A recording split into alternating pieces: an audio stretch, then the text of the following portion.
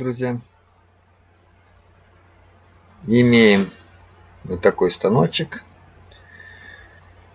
И вот у нас серводвигатель. И, соответственно, вот переходная плита. Вот такая, чтобы можно было передать крутящий момент с двигателя на шпиндель. И нам надо изготовить вот такую вот деталь.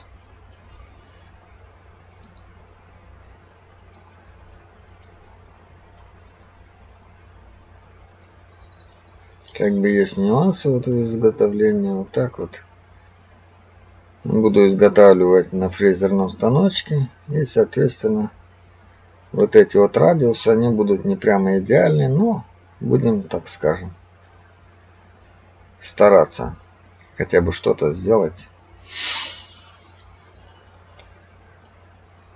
Как вот так.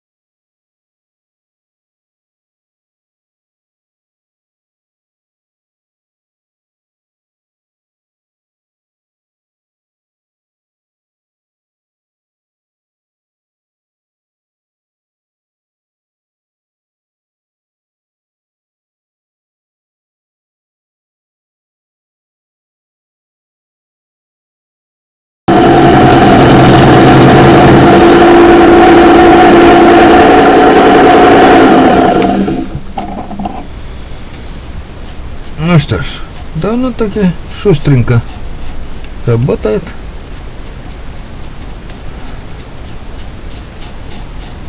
Все хорошо, пока фреза держит. Это какие-то фрезы я купил дешевые, такие no-name, как говорят. Просто для пробы посмотреть. Ничего, справляется, режет. Довольно-таки неплохо. 4 мм по 2 мм за проход. Какие обороты? Да не знаю, какие обороты. Какая подача, тоже не знаю. Но потихонечку так на ощущение. На ощущение стружки и на чувствовать, чтобы не задыхался станочек. Ну так вроде бы хорошо. Ничего не греется. Нормально.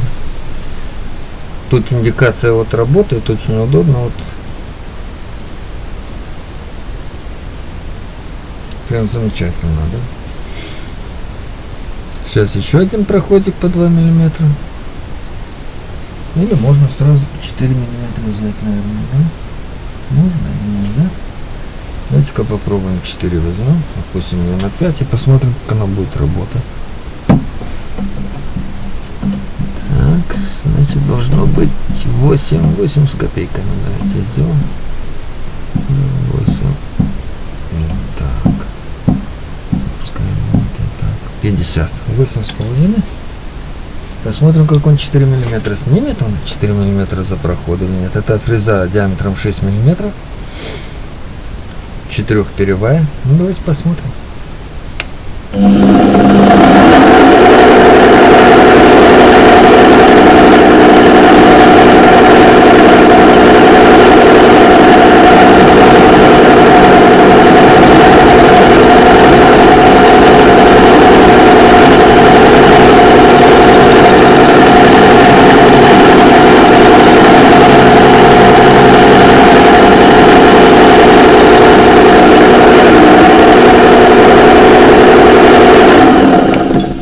В принципе, как бы вгрызается, вернее режет, но я не чувствую фрезу, не чувствую усилий и боюсь сломать, поэтому, наверное, я отпущу.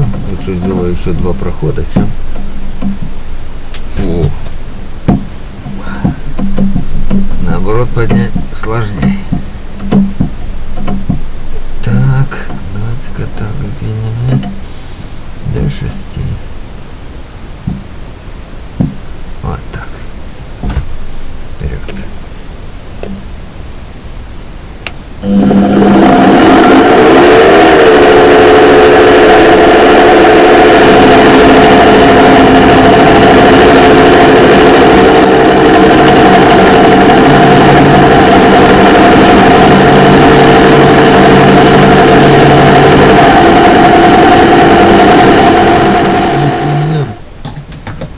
До сих пор еще были сомнения такие, вот как бы нужна продольная тут или не нужна, или можно ручками крутить. То сейчас вот я накрутился чуть-чуть, но я понял, что лучше пускай двигатель крутит. Не ахти как тяжело там сказать так, что физически, но если ты целый день будешь крутить здесь, то как бы это почувствуется. Поэтому как бы, ну, в принципе, нормально, довольно. Медленно. Да, медленно. Но он свою работу делает. О. Да, мне часто ругают, что я там много говорю про... Да, там показываю. Не показываю работу станков. Больше там говорю. Ребята, посмотреть работу станков вы можете. Кучу интернет-сайтов есть. На ютубе кучу роликов. Если просто хочется посмотреть, то никаких проблем. Найти такие ролики не проблема. Я не говорю, что они неинтересны или там ценность не представляют. Нет. Но я считаю, что я хочу диалога с пользователем, да, то есть когда кто-то видит, что делаешь, или ты делаешь правильно, или ты делаешь неправильно, кто-то сделает замечание, одно другое, и ты приходишь как бы к определенным выводам, или наоборот отстаиваешь свою позицию. Как бы вот так. Вот сижу и думаю, как этот круг вырезать отсюда. Ладно, по прямой-то еще как-никак. А вот этот круг как вырезать? Вообще без понятия. Ну, наверное, придется так, типа что-то. Я даже не знаю как. Не думал об этом. Может быть, даже не круга, может быть, отверстие надо будет сделать какое-то, там квадратное или еще что-нибудь. Что-то не подумал об этом. Привык, что на ЧПУ можно делать все, что угодно. На этом станке тоже можно установить автоматизацию такую в виде ЧПУ. Поставить двигателя. Как бы вообще никакой сложности не вижу в этом. Да и на ютубе есть куча разработок таких. Но мне нужен именно такой вот ручной. Что хочу сказать по поводу ЧПУшивания вот таких вот станков, у которых направляющие такого типа, да, через клинья там все. То есть вы видели, да, с какой подачей я подавал, допустим, инструмент или заготовку, как правильнее будет сказать, в зону резания. То есть если ЧПУ будет работать с такими же подачами, да, то как бы будет все хорошо. А если вы думаете, что, ну, скажем, там шаговые двигатели позволяют развивать, или там серводвигатели позволяют развивать очень высокие скорости. Если вы думаете, что все будет бегать вот так, нет, такого не будет. Потому что, во-первых, износится станина. Если хотите, как там называется это, e-машининг, да, хотите такими технологиями пользоваться, то, соответственно, станок должен быть изначально ЧПУ, то есть на направляющих, на подшипниках, все, которое позволяет именно высокие скорости. Этот же будет долго служить, если он будет вот так потихонечку работать на нем. И все равно это станок хоббийного класса, да, он не предназначен работать там 24/7. Станки, которые работают 24/7, промышленные, и они и то раз в 3 месяца проходят ТО, раз в год проходит определенный ремонт там, ну, в зависимости от состояния, но обычно через 5, ну, максимум там 3-4 года, и надо капиталку. Потому что нагрузки очень большие. Хотя, смотря как работать, конечно. Я видел на заводе, если к станку подходят там раз в неделю, то, конечно, он будет там 25 лет работать. А если станок работает круглосуточно, то, соответственно, отсюда и делаете выводы. Чудес не бывает. Пока что трение никто не отменил. И она как бы там не была, но как бы вы там не шабрили, не делали поверхности, все равно это трение, материал об материал. Даже тот же подшипник, где ролик там или шарик там катится по поверхности каленный и сам является каленым. Ну, даже там идет износ через определенное время, и вот так. И смотря что хочешь получить. Если на таком станке, к примеру, мне 10 или он тут вот как бы и 100 можно поймать, да, при желании. Но если он 10 держит, то что ж мне большего-то желать? Я же тут делаю простые изделия такие. А вот если делать изделия сложные, то, соответственно, и оборудование должно быть сложное. Смотрел в интернете, да, станки маленькие такие, с рабочим полем где-то там 100/100, даже меньше, по-моему, что-то.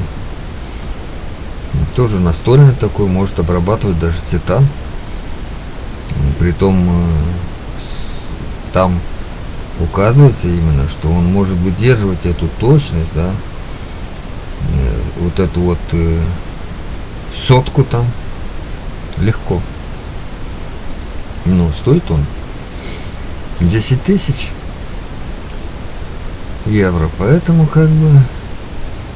поэтому он и так и работает. Ну, он есть, да, вот в Англии, к примеру, есть фирма такая, Тормач, да, я не знаю, она английская или американская, или кто она там такая. Но знаю, что тут есть много таких станков от этой фирмы. И ЧПУ станок я смотрел там такого начального уровня. Ну, имеется в виду начального уровня промышленного. С рабочим полем 250, по-моему, на 350, что-то такое. Ну, который, в принципе, можно как бы в маленькую мастерскую запихнуть. Он стоит 38 000 фунтов. Вот так-то. Ничего не бывает дешевым. А хорошее дешевым никогда не бывает.